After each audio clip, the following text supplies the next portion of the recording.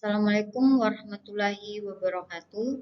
Perkenalkan, nama saya Juwita Samperhuru dengan NIM 20220009 sebagai koordinator kelompok dengan dua anggota, yaitu Andini dengan NIM 20220053 dan Muhammad Rizal Agil Ayubi dengan NIM 21220015. Di sini kami akan mempresentasikan pengukuran tingkat kepuasan pengguna Learning Management System atau biasa disebut dengan LMS menggunakan kerangka COVID-5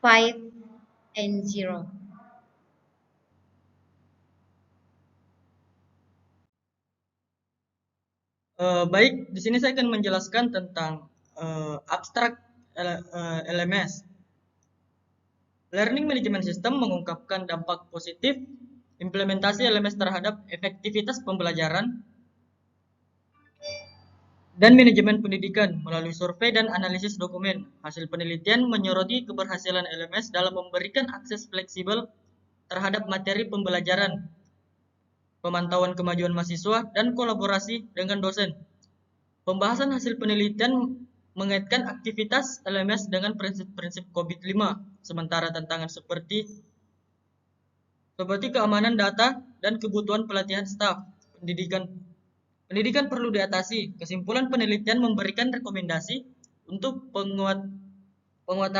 penguasaan keamanan data, peningkatkan pelatihan staf, dan pemantauan kinerja LMS sesuai prinsip-prinsip COVID-5, memberikan pandangan berharga untuk mengembangkan dan pengelolaan LMS yang lebih efektif dalam konteks pendidikan. Adapun pendahuluan, pendidikan merupakan salah satu bidang yang terus mengalami perkembangan seiring dengan kemajuan teknologi. Dalam era digital ini, penggunaan teknologi informasi dan komunikasi telah membawa dampak signifikan terhadap metode pembelajaran. Salah satu inovasi yang muncul sebagai solusi untuk mengoptimalkan proses pembelajaran adalah penggunaan Learning Management System atau LMS, sistem manajemen pembelajaran.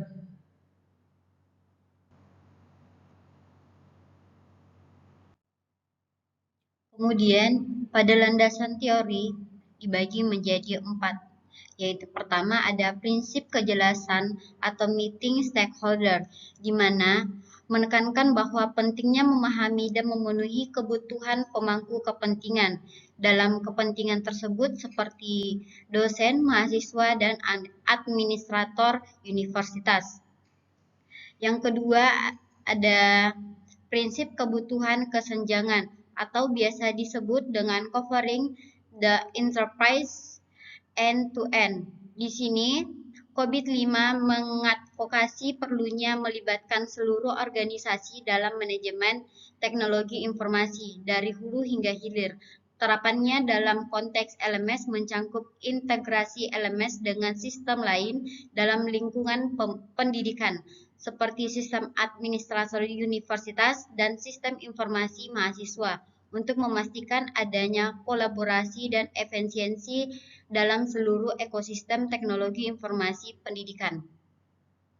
Yang ketiga ada domain deliver, service, dan support atau biasa disebut dengan ensure resource optimization. Salah satu domain dalam COVID-5 yang relevan dengan LMS ada EDM 04 yang menekankan pengelolaan sumber daya yang optimal. Dan dalam konteks LMS ini dapat mencangkup pengelolaan server, kapasitas, dan infrastruktur teknologi informasi yang diperlukan untuk menjalankan platform LMS secara efisien. Yang terakhir ada domain monitor, evaluasi, dan akses. COVID-5 menawarkan panduan mengenai pemantauan dan penilaian kinerja sistem teknologi informasi. Dalam kasus LMS, dapat diterapkan untuk memantau kinerja LMS, mengevaluasi keaktifan pembelajaran yang diterapkan melalui platform tersebut, dan menilai tingkat kepatuhan terhadap standar keamanan dan privasi.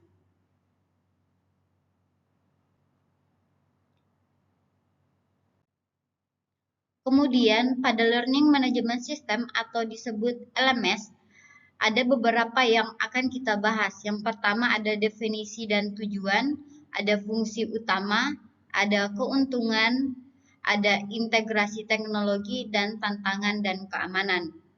Yang pertama di sini ada definisi dan tujuan. LMS adalah platform perangkat lunak yang dirancang untuk menyelenggarakan, mengelola, dan mendukung kegiatan pembelajaran. Tujuannya adalah untuk memberikan akses yang mudah, mengelola konten pembelajaran, dan memfasilitasi interaksi antara peserta didik dan pengajar, serta melacak kemajuan pembelajaran. Kemudian, fungsi utama. LMS menyediakan fungsi-fungsi seperti manajemen materi pembelajaran, pelacakan kemajuan mahasiswa, penyelenggaraan ujian dan tugas, serta fasilitasi kolaborasi antara mahasiswa dan dosen melalui platform atau fitur kolaborasi lainnya. Kemudian, keuntungan. LMS memberikan keuntungan berupa fleksibilitas dalam akses materi pembelajaran, efisiensi dalam manajemen tugas dan evaluasi pembelajaran, dan personalisasi dan kemampuan untuk memonitor dan melacak kemajuan secara real time. Kemudian ada integrasi teknologi. LMS seringkali terintegrasi dengan teknologi lain seperti sistem manajemen mahasiswa, sistem administrasi universitas, dan alat kolaborasi online. Integrasi ini memastikan bahwa LMS dapat berfungsi sebagai bagian yang berkoordinasi dan dari infrastruktur teknologi informasi pendidikan. Dan yang terakhir ada tantangan dan keamanan. Tantangan yang mungkin dihadapi dalam penerapan LMS termasuk keamanan data, manajemen kapasitas server, dan pelatihan staf pendidik untuk menggunakan platform tersebut secara efisien. Nah, selanjutnya di sini ada metode penelitian. Di sini ada metode penelitian ada 3 poin. Yang pertama itu pengumpulan literatur, yang kedua itu pengumpulan data, dan yang ketiga itu hasil penelitian. Dan di sini ada slide terakhir kesimpulan.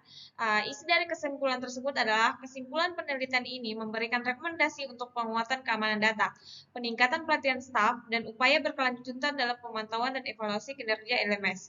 Sesuai dengan prinsip-prinsip COVID-5, memberikan pandangan berharga untuk pengembangan dan pengelolaan LMS yang lebih efektif. Nah, sekian dari presentasi dari kelompok kami. Lebih dan kurangnya mohon dimaafkan. Wabillahi taufiq wal hidayah. Wassalamualaikum warahmatullahi wabarakatuh.